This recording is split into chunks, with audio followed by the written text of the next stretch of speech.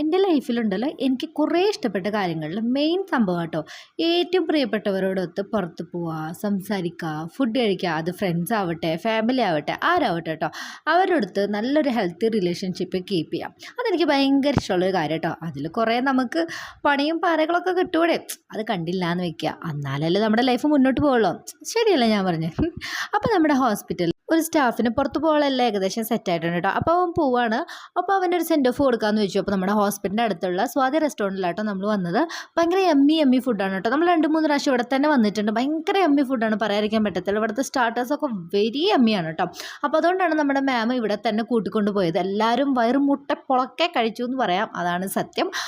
പിന്നെ കുറേ ഡിഷസ് ഉണ്ടായിരുന്നു കേട്ടോ. കുറേ ഒന്നും എനിക്ക് എടുക്കാൻ പറ്റിയില്ല. പിന്നെ അപ്പോൾ ഇതാണ് കേട്ടോ നമ്മുടെ കക്ഷി രാജേഷ്. ഇവനെ കുറിച്ച് എനിക്ക് പറയാൻ വാക്കുകളില്ല കേട്ടോ. കാരണം ഇവൻ ഭയങ്കര ഡെഡിക്കേറ്റഡ് സ്റ്റാഫാണ് കേട്ടോ. മാത്രമല്ല ഭയങ്കര ഹാർഡ് വർക്കും കൂടിയാണ് കേട്ടോ. അപ്പോൾ അവന് നല്ലൊരു ഭാവി ജീവിതം നേരുന്നു. അത്രേ ഉള്ളൂ. നമ്മുടെ വീഡിയോ ഇഷ്ടപ്പെട്ട ലൈക്ക്